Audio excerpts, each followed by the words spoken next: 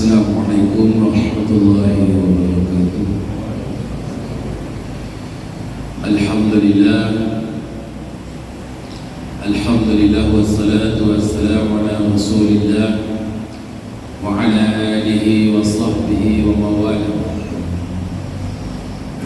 Ashhadu an la ilaha illallah wahdahu la syarika lah wa ashhadu anna Muhammadan abduhu wa rasuluh.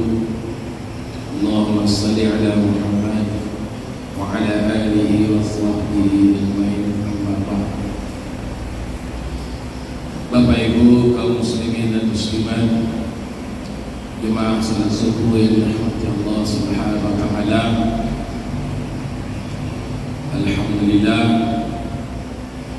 subuh ini kembali kita diberikan kesempatan oleh Allah Subhanahu wa taala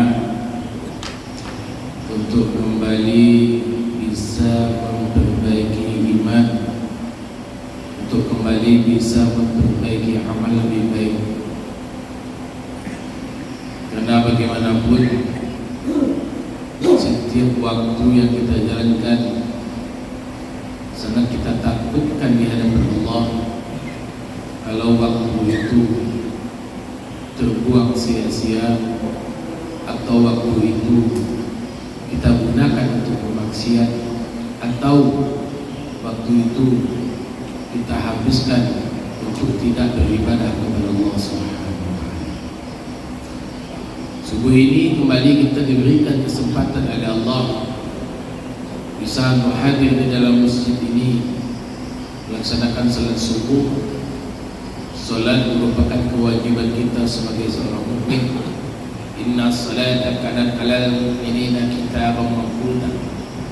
Sesungguhnya salat merupakan kewajiban bagi setiap orang mukmin yang sudah ditetapkan waktunya. Dan berjamaah adalah sunnahnya Rasulullah. Mudah-mudahan ibadah yang kita lakukan subuh ini dicatat sebagai catatan amal saleh di sisi Allah Subhanahu wa taala. Bapak Ibu jamaah yang dirahmati Allah, setiap kita pasti menginginkan mendapatkan predikat orang saleh atau orang takwa di sisi Allah Subhanahu wa taala. Seluruh kita pasti setiap kita ingin mendapatkan kemuliaan, ingin mendapatkan stempel, ingin mendapatkan harapan daripada Allah agar kita ini menjadi orang soleh, menjadi orang yang bertakwa kepada Allah Subhanahu wa taala. Maka untuk itu banyak kita menghabiskan waktu kita untuk agama ini. Wabtaghi fima ataqallahu ad-darul akhirah wa la tansa nasibaka minad dunya wa ahsin kama ahsanallahu ilaika. Carilah apa yang sudah Allah anugerahkan kepada kita ini. Allah suruh cari kebahagiaan kampung akhirat. Wala tansa nasibaka minad dunya. Jangan kalian lupakan kebutuhan kalian di dunia. Jadi memang kebahagiaan akhirat memang kita harus cari, ibu bapak. Yang namanya sifat ketakwaan, yang namanya perbuatan amal-amal soleh, itu wajib harus kita cari. Fastabiqul khairat itu memang harus selalu kita usahakan. Supaya apa?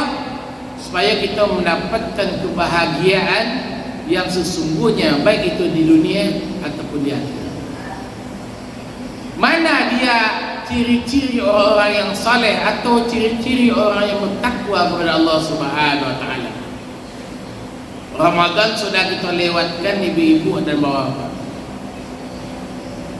Bagi kita yang berpuasa dengan baik, yang menghidupkan malam-malam Ramadan, yang berpuasa di siang Ramadan, kata para ulama akan nampaklah akhlaknya seperti akhlak orang yang bertakwa. Karena itu janji Allah.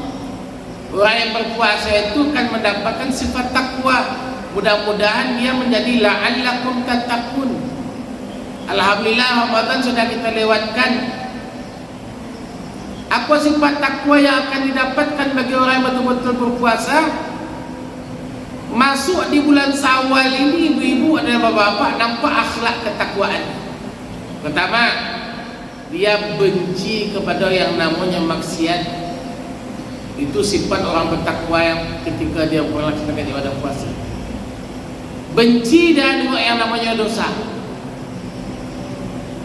Mungkin ada saudara-saudara kita umat Islam ini ketika sebelum Ramadan masuk yang kena penyakit pekat, istilah pemerintah atau istilah bapak kepolisian yang hobi melakukan penyakit pekat, penyakit masyarakat.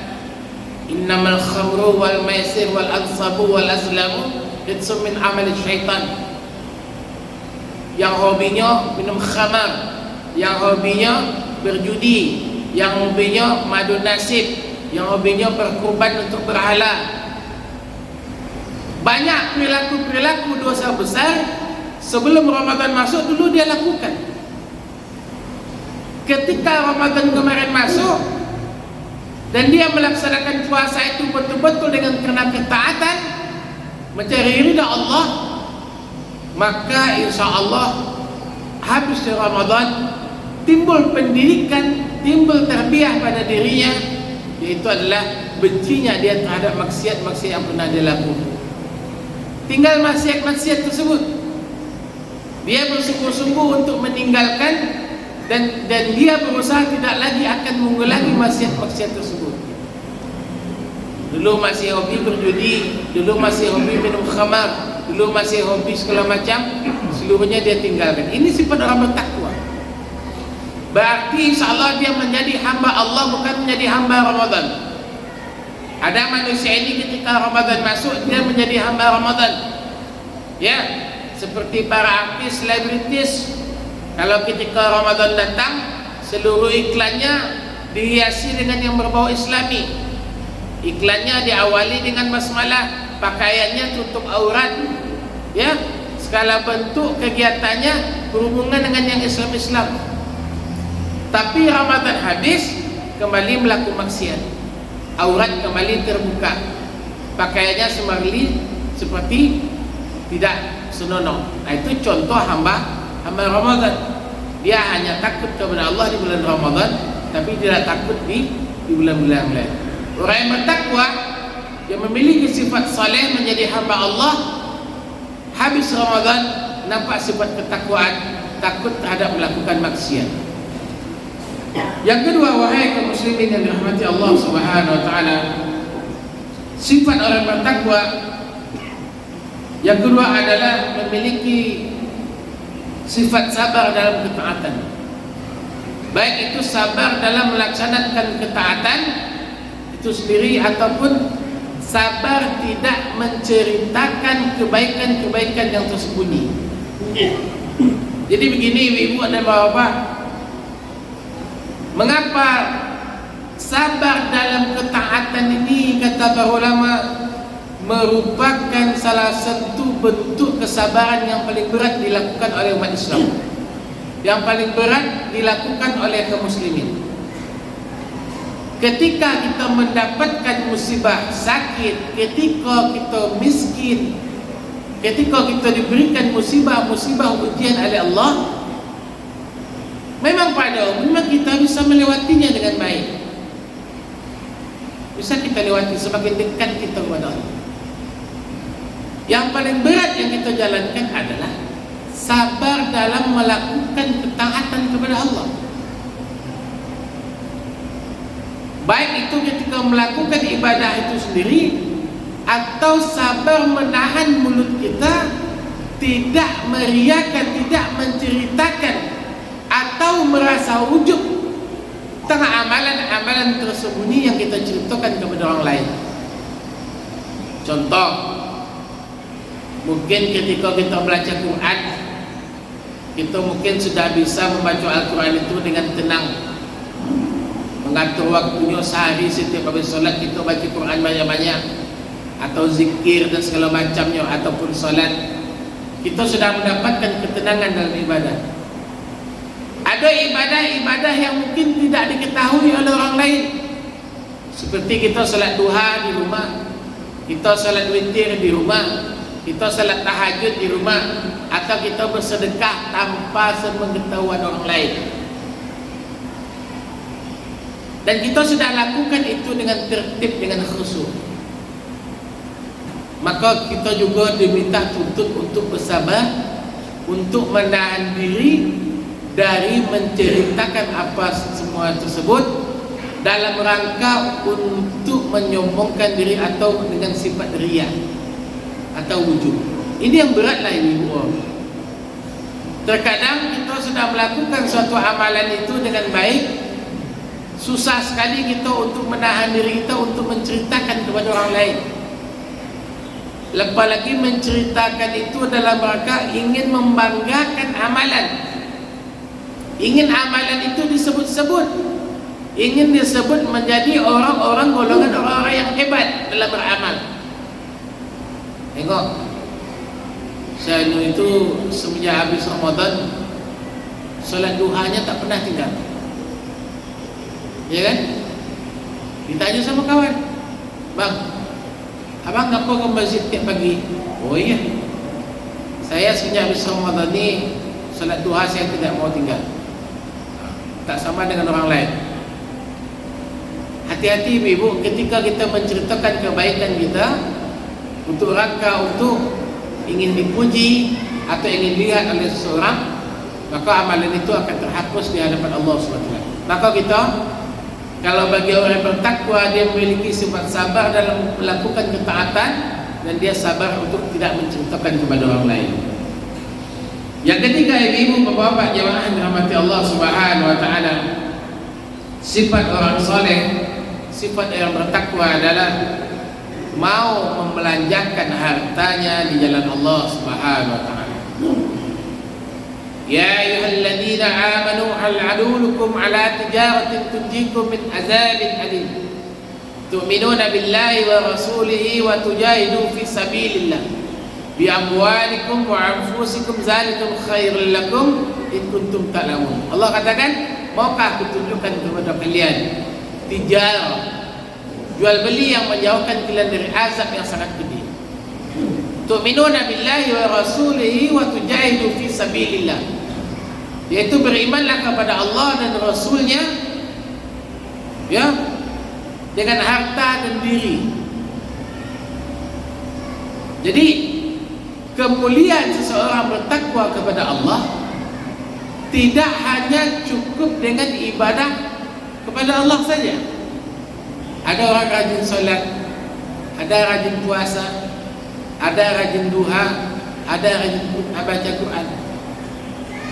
Tapi ketika diminta sedekahnya, dia berat sekali.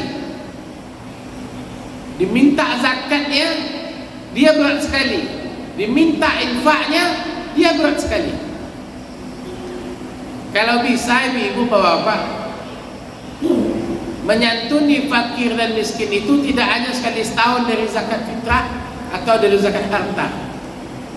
Saya yakin itu jamaah Masjid Raya ini banyak yang mampu, dan juga banyak mungkin jamaah kita ini yang ekonominya lemah. Mungkin siang tadi lapar, apa kita dilapar, nanti malam baru dapat makan. Karena kalau tak bekerja baru dapat makan. Mungkin ada di antara kita jamaah kita seperti itu setiap harinya. Mau makan pagi, cari dulu siang baru makan. Maka bagi kita yang beriman, kita yang mengatakan kita bertakwa kepada Allah, wajib kita peduli dengan perut-perut saudara kita yang lapar ini. Jangan menunggu sekali setahun. Pak Ustaz, saya kan tiap tahun saya keluarkan zakat saya. Kami kan tiap tahun memberikan santunan anak yatim. Itu yang wajib. Kalau bisa coba infak itu kita jalankan.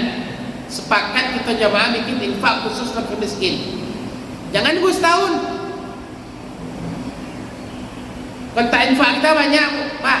Kalau kita sepakat, data jamaah tetap kita di masjid ini yang miskin, yang susah, yang ekonominya tidak baik, yang mungkin kerja pagi, sore belum tentu dapat. Mungkin dikumpulkan infak itu sekali seminggu. Minggu ini untuk keluarga si A, minggu ini untuk keluarga si B, minggu ini untuk keluarga si C. Buat program ekonomi produktif, bukan ekonomi konsumtif, bukan habis. Berikan produktivitas kepada kaum muslimin yang masih bisa produktif. Kalau konsumtif itu jelas, orang jompo yang tak bisa mencari, wajib kita santuni kasih makan dia. Apakah itu dengan zakat, ataupun dengan infak, ataupun dengan santunan yang lain. Kalau kita mau sepakat bikin infak seperti itu, bikin kotak atau bakul khusus infak untuk ekonomi produktif, itu tak jadi masalah. Tidak ada jadi masalah kalau kita mau. Karena kepedulian masalah perut ini, ibu-ibu, bapak-bapak, ini jauh lebih utama. Kita sholat berjamaah, mungkin ada di antara kita yang kenyang, tapi mungkin ada di antara saudara kita yang mungkin belum makan dari tadi malam. Kita tidak tahu. Kita tidak tahu. Ada mungkin di antara kita yang sudah bayar uang sekolahnya 3 bulan yang lalu. Mungkin ada di antara kita, jamaah kita, yang sudah 4 bulan uang sekolah anaknya belum bayar, tapi dia malu menyampaikan kepada kita. Apakah kalau kita mau bikin program infak untuk sedekah produktif bagi jemaah, pedulinya kita menjadi orang bertakwa. Yang terakhir, ibu jemaah dirahmati Allah Subhanahu wa taala, sifat orang yang bertakwa memiliki rasa tanggung jawab untuk agama ini, tidak hanya untuk dirinya sendiri. Kita peduli agama ini tidak hanya kepada diri kita, tetapi juga tentang lingkungan kita. Baik itu kepada orang-orang yang sudah mulai mengenal agama, atau orang-orang yang memang belum diberi petunjuk agama oleh Allah Subhanahu wa taala. Wajib peduli kita. Tak bisa kita berlepas tangan. Kalau seandainya hari ini di lingkungan masjid tempat kita tinggal, atau di surau tempat kita tinggal, masih banyak kaum muslimin yang belum mau salat berjamaah, yang belum mau tutup aurat, ini PR kita semua, ibu, bapak-bapak. Jangan kita merasa aman. Sudahlah, kurang-kurang awak-awak, yang penting awak ke masjid. Kurang-kurang awak-awak, orang nak tutup aurat, orang nak buka aurat, terserah orang, yang penting anak awak. Tak seperti itu orang bertakwa. Ada tanggungjawab moralnya tentang agama ini, ada risalahnya, ada kerisauannya ketika melihat saudara-saudaranya belum lagi mendapatkan hidayah dari Allah. Minimal ucapkan doa kepada saudara kita yang belum Allah berikan petunjuk agama. Minimal ketika kita berdoa itu sebutkan nama sekolah itu. Ya Allah, berikanlah hidayah kepada sekolah agar sama-sama denganku nanti di masjid. Itu paling minimal. Tapi kalau paling tidak, ibu, bapak-bapak, perlunya kita saling ajak mengajak, saling ingat mengingat. Itu lagi kembali kita buat bagaimana etika-etika kita buat, bagaimana kita untuk membujuk saudara kita. Tak bisa kita hanya melepaskan diri. Oh, saya sudah ke masjid, sudahlah, orang lain terserah. Bagaimana kita fikirkan anak-anak kita, cucuan kemandakan kita, tetangga-tetangga kita. Orang soleh, orang yang bertakwa, dia memiliki rasa tanggung jawab untuk agama pada dirinya dan juga agama kepada orang lain. Apalagi kita nanti, ibu-ibu, bapak, ingin masuk ke dalam surganya Allah itu bukan sendiri-sendiri, tapi berkaum-kaum, bersama-sama. Kita minta kepada Allah agar nanti kita masuk surga itu berkaum-kaum, bersama-sama, bukan sendiri-sendiri. Maka pentingnya kita merasa terjawab untuk agama kita ini. Mungkin itu saja bisa kami sampaikan. Lebih dan kurang kami mohon maaf. Subhanakallahumma wa bihamdika, asyhadu an la ilaha illa anta, astaghfiruka wa atubu ilaik. Assalamualaikum warahmatullahi wabarakatuh.